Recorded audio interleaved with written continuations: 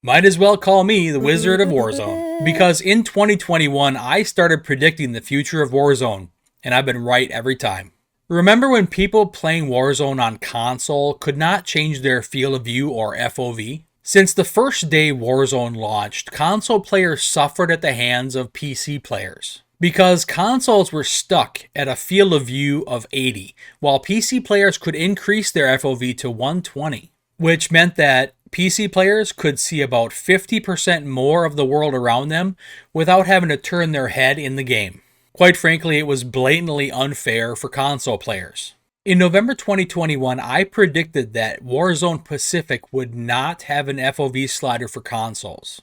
The new version of Warzone called Warzone Pacific will not have an FOV slider for console. Call of Duty would have been talking about an FOV slider on console at least as much as they've been talking about their anti-cheat, if it existed. So I don't think, if you're on console, I don't think you should be looking forward to an FOV slider anytime soon for the new Warzone map when that drops. Based on the comments, nobody believed me. When Warzone Pacific came out, there was still no FOV slider for consoles. I was right. In January 2022, I predicted that console players would get an FOV slider in the next version of Warzone, Warzone 2, coming out later that year.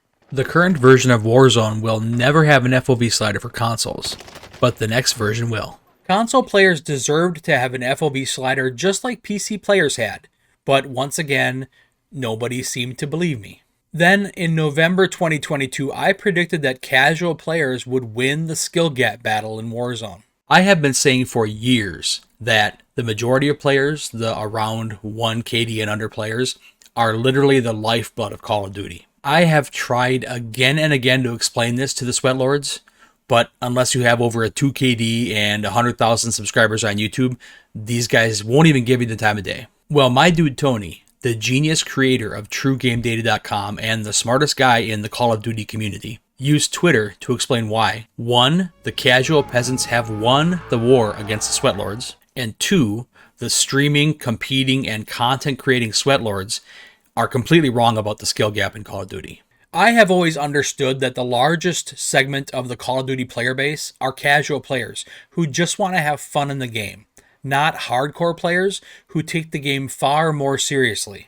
And I have also always understood that Call of Duty wants as many people as possible to play and enjoy their games, which means they really want the massive casual player base to be happy. This prediction made many hardcore Call of Duty players a little bit upset, because many of them believe that the way they enjoy Warzone is superior to how the majority enjoy Warzone. When Warzone 2 came out, there was an FOV slider for consoles, and slide canceling was gone, which helped to reduce the skill gap and made the game more fun for millions of casual players all over the world. Once again, I was right.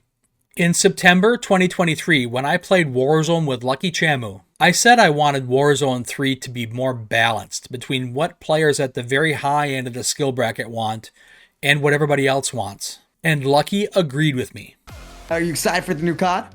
Oh man, yeah, absolutely. But I gotta be honest, I was excited for this one too, and I still like it, even though it's different. But I like it, and Yeah. I'm really pumped for the next one too, because what I really want to see is balance in the movement, the gunplay. I want to see balance between, what one side, the high end of the skill bracket wants, and what everybody else wants in the lower end too. I want to see balance there in the middle, so everybody loves it, so everybody's happy. You know what?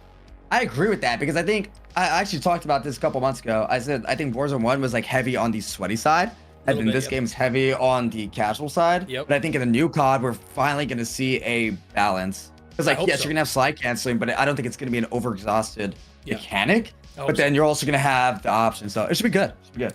I'm hoping so, and I think it will be. I'm positive about it. When Warzone 3 came out, slide canceling was back, but it was no longer an advanced movement mechanic, which is what really contributed to the increased skill gap in Warzone 1. Now slide canceling took only 2 button presses instead of 3, which made it easier for anybody to do even in the middle of a battle. So yet again, I was right.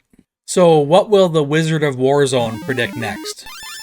I'm actually working on a video right now with some massive predictions for Warzone.